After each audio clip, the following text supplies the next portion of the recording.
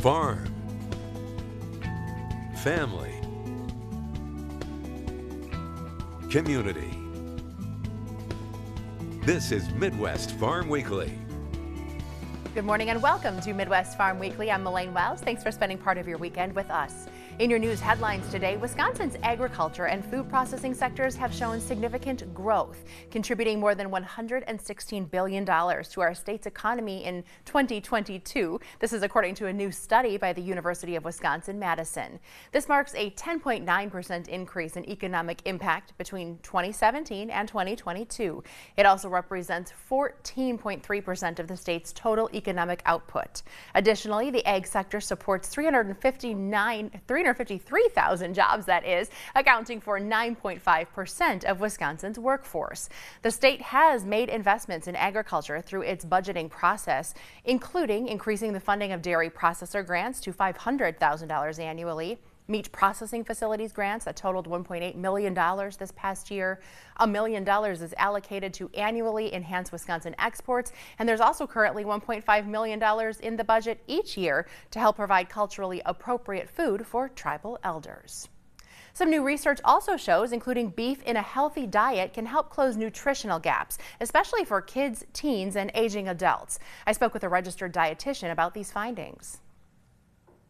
Well, nutrition is changing all the time. I think so much of the bad rap that beef got for a long time was when we were looking at research, looking at unhealthy diets with beef. Well, sure, if you look at someone who's not exercising, not being healthy overall, not eating their fruits and vegetables, and eating a lot of beef, maybe their diet doesn't look as great. This new research looks at what happens when beef is included as part of an overall healthy lifestyle. You know, we're hearing so much about plant-based diets, but what the research is beginning to show is that many Americans are actually falling short in getting basic nutrients that we need, especially vulnerable populations like teenagers, pregnancy and lactating women, and also older adults. So what this new research begins to show is how can beef offset some of those nutritional gaps that people are facing. And what we found is that when you include frequent servings of beef in your diet, actually about 4 to 5 servings per week, it's more likely that those special populations are going to be getting the iron, the zinc, the B vitamins that they need. Consumers have a lot of choices when it comes to beef, from ground to steaks and roasts. Because the beef supply has gotten leaner over time, and we're actually trimming a lot of the external fat that's at the grocery store. So your grocer is doing a lot of that work for you by taking off external fat. So really any cut of beef can be a very nourishing, healthy part of your diet.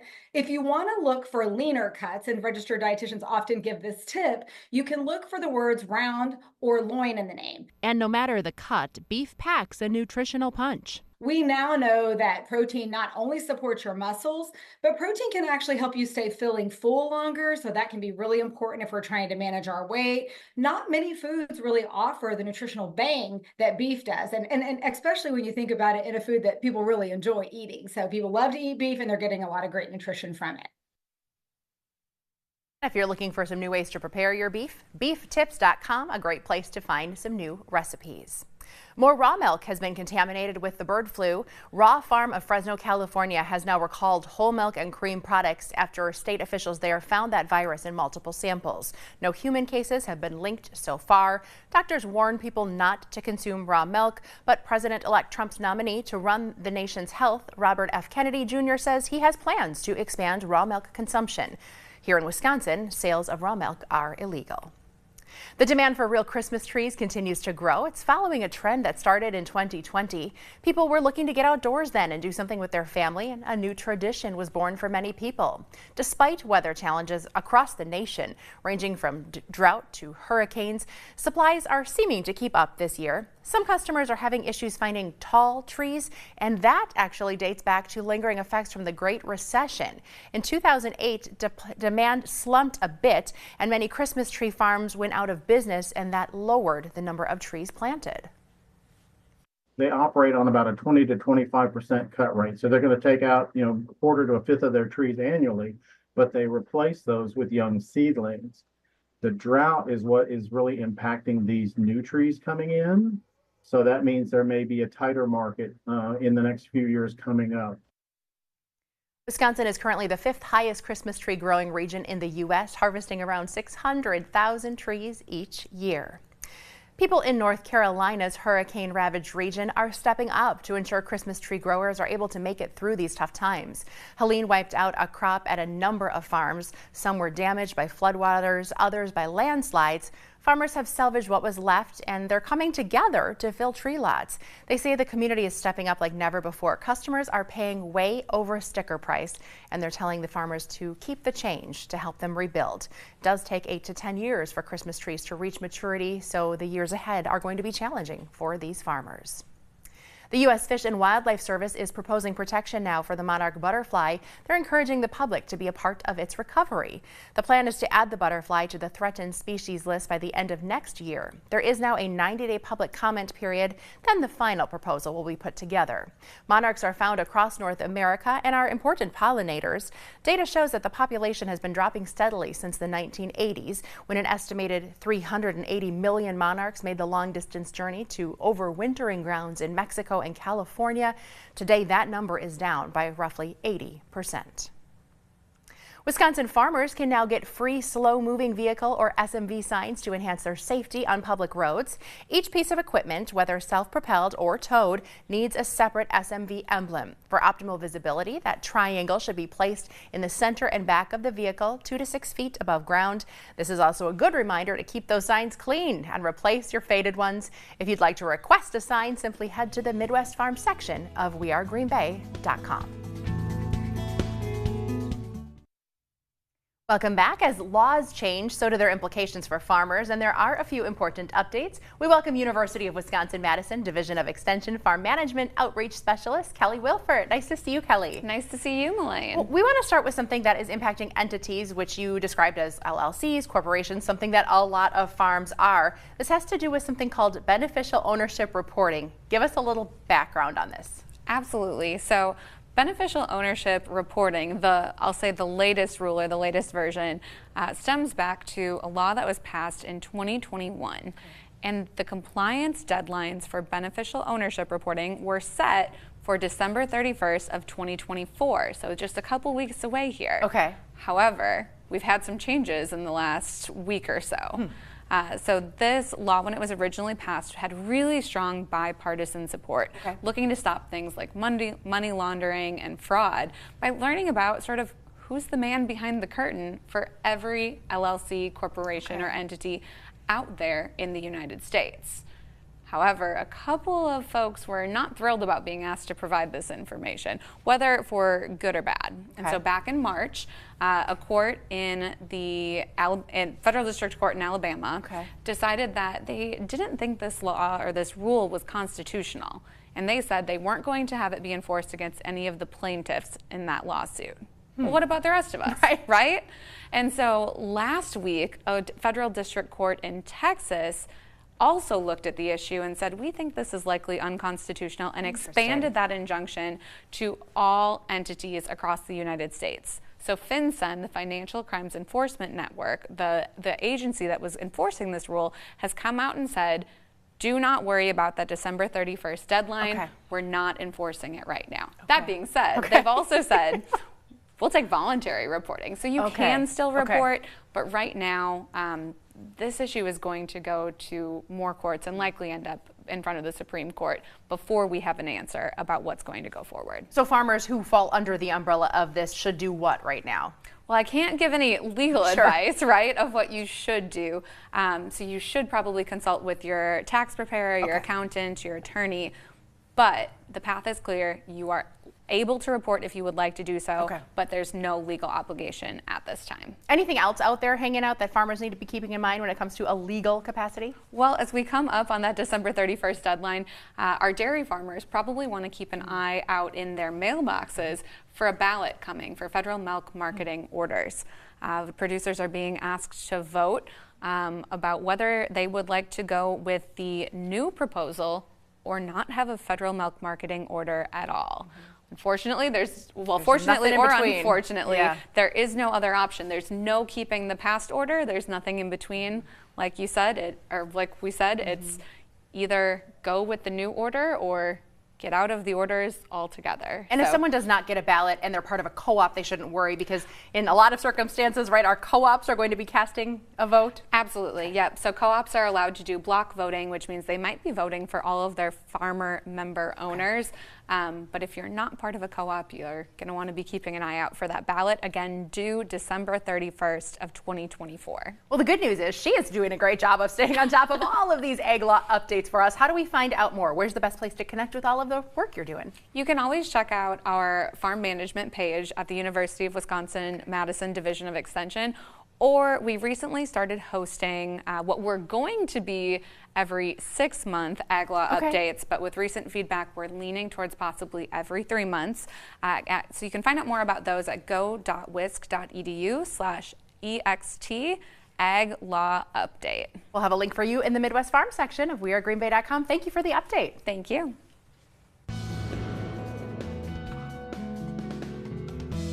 Good morning, I'm Storm Team 5 meteorologist Alexis Daniak. We did have some light snowfall come through this past week, leaving us with about a dusting, upwards of about an inch left on the ground before we've entered into the weekend, as temperatures to finish up that past work week have been so cold, nothing has really melted. Still quite a bit of snowfall and snowpack on the ground into the upper peninsula of Michigan, but so far for the season, we have accumulated just over 3 inches of snowfall here in Green Bay, about 5.5 inches in Bismarck, about 1.25 in Pierre, and about just over 3.5 inches of snowfall down in St. Louis, Missouri. Now, these snowfall numbers are actually below average from where we should be for this time of the month, putting a majority of the Midwest back anywhere from about 1/2 inch upwards of about 1 inch below average for precipitation for the month of December so far. But for the entire year from January 1st until now, for liquid precipitation, we have accumulated almost about 34 inches of liquid precipitation here in Green Bay. So that includes rainfall and any melted snowpack. Still into the teens in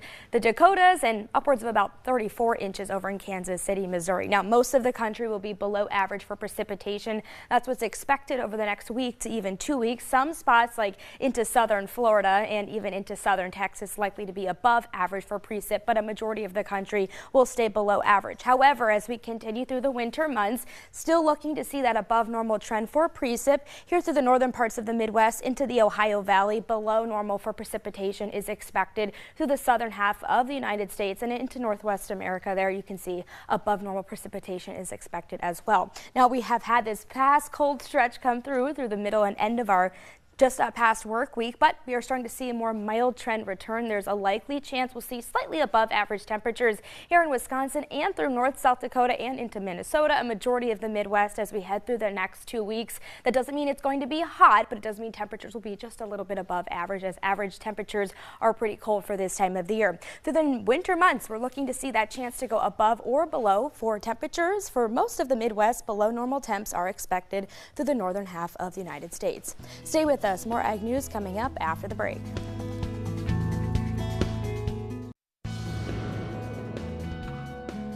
Well, Jeremy Hansen here from Fox Valley Technical College for Life on the Farm. Joining me today is Jeff Lutrip from TH Agrochemicals. Jeff, thank you so much for your time today. Thank you. And Jeff, first of all, what is TH Agrochemicals? So TH Agrochemicals is a privately owned distributor based in Plainfield, Wisconsin, which is over in the center part of the state, just south of Stevens Point. And we provide chemical services, sales, recommendations to the growers throughout the whole upper Midwest. And primarily, you know, I know you guys, you sell a lot of like chemicals and fertilizer, correct? Yeah, most of ours is herbicides, fungicides, insecticides. We do a little bit of fertilizer, but that's the core of our business is chemicals. Right. And what do you do for TH Agrochemicals? So I'm the sales agronomist. I've been there for almost 25 years now. And you know, Jeff, we are at a unique event today that you organized. What are we doing here today? So this is about my 15th annual one. So they are grower update meetings, we kind of classify them as. So it's the way to introduce some of the newer stuff, the newer herbicides, some of the newer technologies to the growers ahead of the sales season, which will start here in a couple of weeks. Right. So that's kind of how we do it. We used to do them in the springtime, but then we kind of got behind, so then the guys wouldn't have a chance to try the new stuff. So here, when we're talking about it now, we're ahead of them, and they can try it out this coming year. Right, and that was one of my questions for you is like we're in December right now. Normally all our update meetings are in February. You know, February is usually the meeting month for us agriculture people. So one question is, why do you do this for your customers? Because you're just a real retailer. You don't have to do this. Right. So, you know, we want to provide that newest, latest, upcoming information to our growers, and so they're versed to deal with any of the weed challenges or disease challenges that they come up with. So this is our educational piece to them. Right, and I like this also because our harvest and our field conditions are still fresh in our mind, even in December, because some of us just finished combining not too long ago. Right, so you know, we're kind of doing a wrap up kind of, and then kind of new introductions and like I said, a way to introduce some of this newer stuff. And it's a way for me so I don't have to tell the story 100 times every fall. So. Right. And so what are some of the key topics that we're discussing today? So today, obviously, we've been talking about water hemp for a long time. We still don't run out of things to talk about in water hemp. White mold, some of the new herbicides that are out there, some of the new technologies like drones, and then also we'll get into soil uptake, and then also biologicals. Which is kind of the largest growing market right now in the chemical world. Right. And then Jeff, you got a great crowd here today, and I'm trying to learn as much as I can as well. So I appreciate your invite for this today as well. You bet. So thanks for your time, Jeff. So for Life on the Farm, I'm Jeremy Hansen.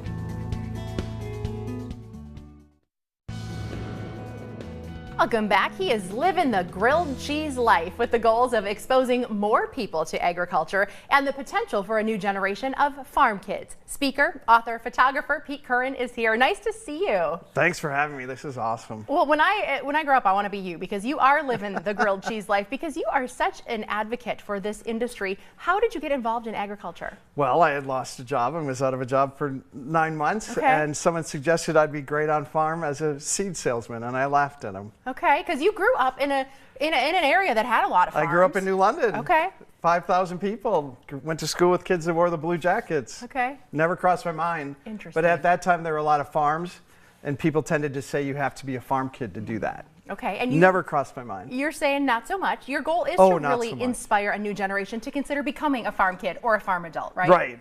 To be modern. This old guy can try to be modern. My hashtag is tell an 8th grader about a farmer. Okay. I discovered it at age 54 and was enamored by what farmers and agriculture does, but what it can do for the person. You can be outside. Farmers live by a pace set by God and Mother Nature. Farmers do have to eventually just go to bed when it's dark, you know, but they have those times where they'll work all night. But fascinating people, and I think there's an opportunity to tell people that there's more to agriculture than just manure. We can smell the manure as we drive around. Anyone can. But there's so much to do in agriculture, and I hope that an 8th grader that thinks that they've never thought of it would say, I should check out agriculture. I love that. Well, your stories have come together in book form. Tell us about your book. Well, when I started working as a seed salesman, I started taking pictures with my iPhone, portrait mode. And I wanted to take pictures of the people, and I used the phrase, here's what I see when I listen to a farmer. So the name of my book is When I Listen to a Farmer, and I try to tell people what I see in the people. And is there one main character, or is it a collection of stories? No. There's, in my first book, there's about 15 stories. Oh, wow. And they're all about different people, but they're also about some of the markers that we see along the roadside. Yeah, as we look, you know, those beautiful landmarks of, you know, sometimes still a working operation, sometimes one that was. Why is it important to kind of dig into that? Well, the red barn isn't what it used to be, but you and I can look at a red barn and we probably can see someone that's in our roots that probably has farm roots, that probably was on a farm. So I want to emphasize that we all have farm roots. That's still true right now. But the markers, I say they're left on purpose. To encourage a mom and a dad to say, hey, that reminds me of so-and-so that used to work on a farm or lived on a farm. And maybe one of their kids is the next generation to do it. It's funny, I'm using the phrase, why not Levi, Luna, or Liam? And those are some of the top names for babies in 2024. Much different than it was James, John, and Mary, for instance, 100 years ago. But why not Levi, Luna, or Liam? Pete, why not? how do we book you to come and talk to us? Because you're doing some speaking engagements in the year ahead. GrilledCheeseLife.com. Okay. Look for speaker bookings. And same thing with your book, we can get connected there? Yeah, right now my book's available only online, which is normal for authors of my stature. Yeah. But it's at all major retailers. Well, I'm sad I didn't get to eat grilled cheese today because now you've made me hungry for one, but we hope you have enjoyed meeting Pete as much as we have, and thank you for spending part of your morning with us here at Midwest Farm. We'll link you up to his website in ours, wearegreenbay.com. Thanks for being here. Oh, you're welcome.